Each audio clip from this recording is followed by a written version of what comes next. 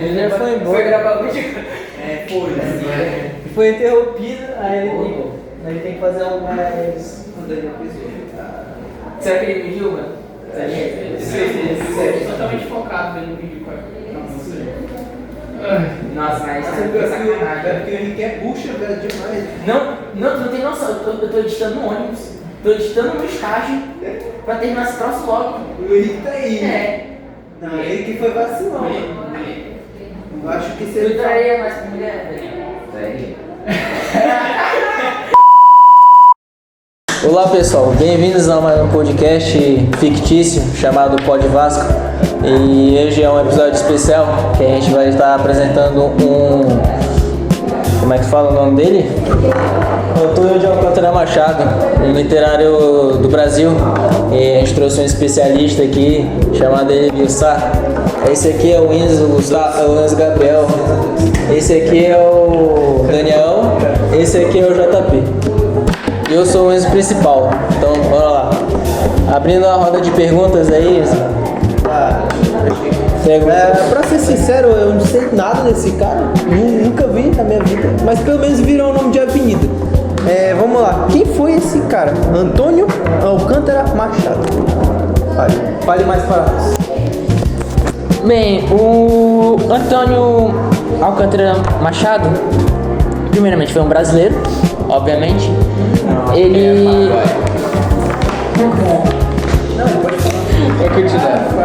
Ele participou, era um jornalista bem formado em Direito na USP.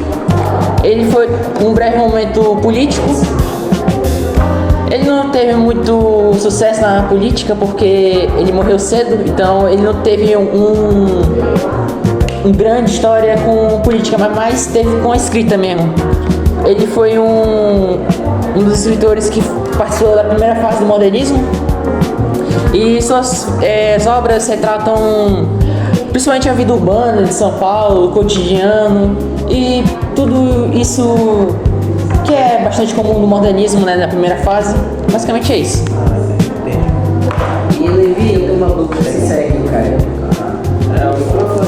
Calma, ele tá ansioso pra fazer a perguntinha. E Levi, eu tenho uma pergunta sincera, cara. Você falou aí tudo de importante que ele fez, né, e tal. Daí eu queria saber que contexto histórico que ele viveu, entendeu? Em que época que ele viveu e fez todas essas coisas que você acabou de citar pra gente. Bem, eu já até disse, né, nasceu em 1901 e ele viveu no início do século XX, né? Em um período que foi muito marcado pela industrialização, né? A cidade estava crescendo muito, estava tendo um avanço muito grande na tecnologia naquela época, né? E também muita imigração, né, pro Brasil, principalmente para as grandes capitais, né, São Paulo, Rio de Janeiro. E é nesse contexto que ele vive, né? Até fez muita influência também na questão das escritas dele. O dois vai falar agora.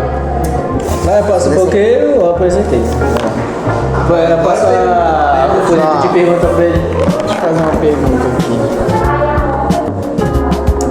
Bom, você falou muito dele, as artes dele, né, eram influenciadas muito pela parte urbana, né? Aí eu queria saber como é que a cidade de São Paulo, né, que foi onde ele passou a maior parte da vida dele, influenciou essas artes, né, poesias, livros que ele publicou. São Paulo foi o principal cenário que ele usa nos contos dele, né? E meio que ele descrevia o cotidiano da população da grande metrópole, né, que era o São Paulo, e meio que a transformação das cidades, né, com o grande avanço da industrialização. Não entendi. Tá bom. Você não entendeu a pergunta? Ou a resposta? Os dois. Tá bem. Mas agora falando aqui agora um pouquinho mais a fundo das suas obras literárias, qual foi a obra dele mais vista, conhecida por ele, escrita por ele? Sua obra mais famosa é Brás, Bexiga e Barra Funda, uma coletânea de contos que retrata a vida dos imigrantes italianos, né, que vieram para São Paulo.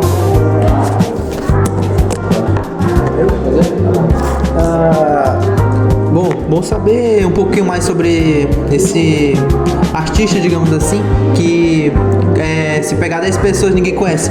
Enfim, vamos ver o que o Daniel acha das informações que estão sendo passadas. Fala aí um pouquinho, Daniel. Cara, sinceramente, eu tô muito feliz com esse grande especialista na área que a gente... Liga, ele continua. O cara veio lá de São Paulo, né? Continua. Pode ser que a gente probleminha aqui no microfone. Continua, pode deixar aqui, né? Bom, eu fico muito feliz que aqui esteja com nós um cara tão experiente na área, né? Tão reconhecido aí, foi várias formações na área de literatura brasileira, né? E tal, conhece muito a respeito do assunto. Mas eu queria saber, cara, você falou que a obra mais relevante dele, a mais importante que ele teve, né? Mais vista, foi Brás, Bexiga e Barra Funda. Por que ela foi tão relevante e pegou tanto alcance assim? Porque o pessoal gostou tanto desse livro?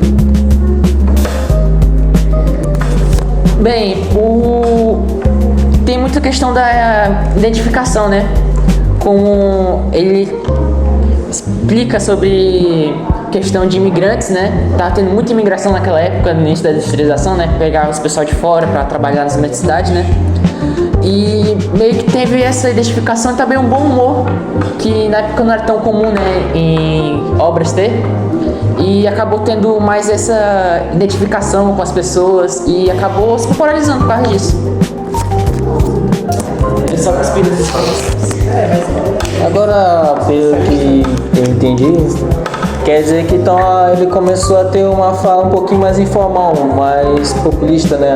Como assim, de fácil entendimento para o público, dá para entender bem a história dessa fase do modernismo.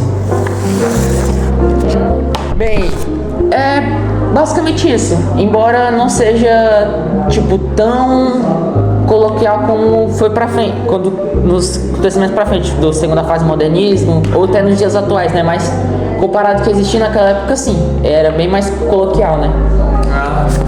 Eu não sei se isso tá certo.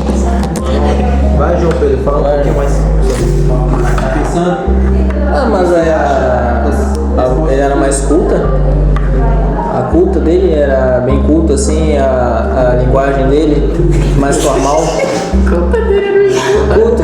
Mano, linguagem culta. Aqui tem uma linguagem culta. A culta dele era bem culta. Me desculpe, eu acabei me enrolando essas imagens tipo de... Assim... Tipo de linguagem. A escrita é mais formal, mais culta ou era... Meio que naquela época tudo era meio formal. Monótono, né? Ou era tipo comum, assim, pessoa de fácil entendimento. Explica aí pra gente daí. É isso que eu não entendi muito bem. Era... A curta dele não era tão curta assim. Bem, era mais coloquial mesmo, quando representava, né, a população, né, mas não era tão formal assim quanto era as escritas antes do modernismo, entendeu? É isso que eu quis dizer quando eu falava sobre a questão do modernismo. O acabava, né, tirando menos, né, a formalidade, né? Passar a pergunta agora, realmente. Fala um pouco mais aí sobre o que você está achando. Fala alguma coisa, por favor. Bom, né, você mencionou da parte política dele, né, da parte que ele fez bastante coisa ali em São Paulo, né, da parte política, na era do Vargas, né, que tinha bastante pressão da imprensa, etc. Não, você não falou disso, mas eu sabia disso. Aí, eu queria saber, né, o objetivo, você tinha parte, né, se ele envolvia essa parte política da vida dele nos contos dele, né, ou se... No final, né, deixando a pergunta um pouquinho mais fácil, qual que era o objetivo dos contos dele?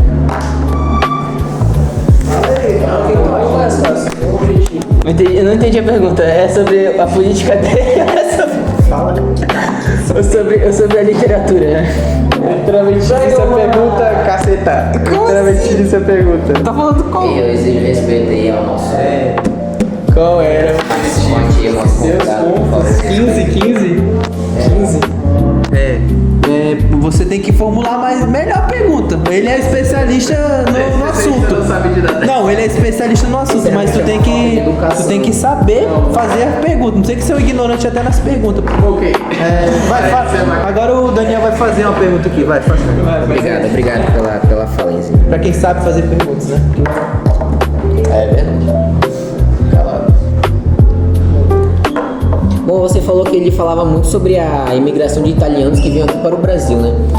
Como a imigração aparece em suas obras? Como é que ele retratava esse acontecimento que estava ocorrendo aqui no Brasil? Assim como até hoje em dia, né? Hoje em dia, a migração é algo que é muito difícil, né? A questão de adaptação, sobre a própria linguagem, né? E meio que representa isso, as dificuldades, né? Que nesse caso da coletânea, né? Que teve, sobre a dificuldade, né? Do imigrante italiano, né? Para uma grande cidade, né? Que era São Paulo na época, né? E sobre essas dificuldades no dia a dia. Obrigado. Enzo, faça uma pergunta aí, mas que seja melhor do que a do João Pedro, porque meio que deu uma cortada no conhecimento do nosso menino Levi. Faça a sua pergunta. Tá conseguindo entender alguma coisa aqui? Doce. Então faça. Doce. Olha lá. Eu vou pegar uma pergunta aqui Pergunta interessante, né? que já tá pré-listado aqui no celular. Eu vou perguntar aqui: qual foi a sua influência do modernismo em sua forma de escrever?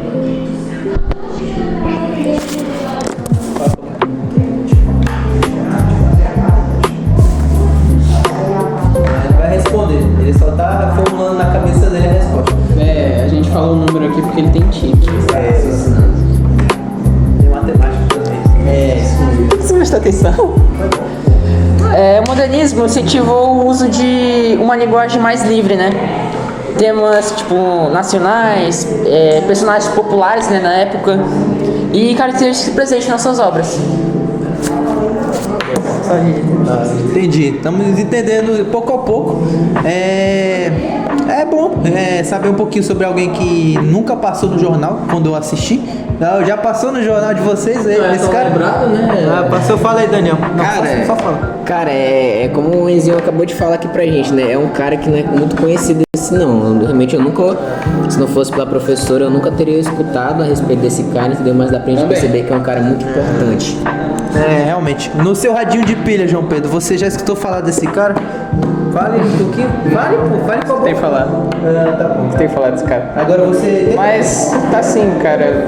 Desmerecer ele também não vai ajudar, cara. Sinceramente.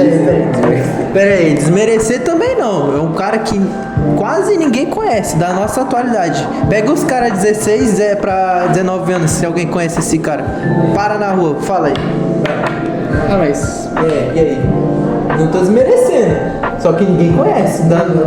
Dessa escola todinha, para alguém me pergunta sobre esse cara. Que alguém conhece? Sem ser os 30 mais? não sei, mas negar a importância dele. Eu não estou negando a importância dele, estou falando que ninguém conhece.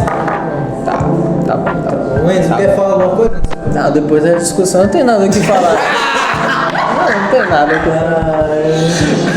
Não chegou a ser uma discussão porque o João Pedro não sabe argumentar. Não sei. Tá, agora eu quero mais uma pergunta aqui pra fechar com chave de ouro, que o Levi já tá cansado de responder perguntas. Ele veio pra um podcast que era pra ser sério, acabou que ele não tá sendo sério. Tem gente que não sabe fazer perguntas. Daniel quer falar um pouco. Bom, para encerrar aqui o nosso podcast e a participação do nosso querido Levi aqui, nosso grande especialista na área da literatura. Por último, eu quero saber qual foi o legado deixado por Antônio de Alcântara Machado para a nossa literatura brasileira. O seu legado está na renovação, né, do uso da linguagem literária, na valorização das experiências urbanas, né, e na representação dos imigrantes, né, que naquela época era um preconceito muito grande sobre os imigrantes, até hoje em dia né, e meio que isso ajudou a uma forma de representar eles de uma certa forma, E isso foi muito importante para eles, entende? Esse foi um dos principais legados que ele teve no nosso país. Então, meio que foi esse nosso podcast. Vou passar o Enzo para fazer a. Ele fez a abertura e vai fazer o fechamento. Alguma coisa aí pra fechar? Não tem mais o que falar. A gente já viu aqui que é um tema que é a imigração, o preconceito. Ela é um tema bem atual também, como acontece na Europa. E esse episódio vai ficando aqui por hoje. Muito obrigado, senhor Levi, por vir aqui e suportar um pouquinho do nosso podcast. Suportar um dos membros. Então é isso. Aqui ó, fica fechando por aqui mais um episódio especial de um Pod Vasco. Até mais. Alô. Não, é só nome, é só nome.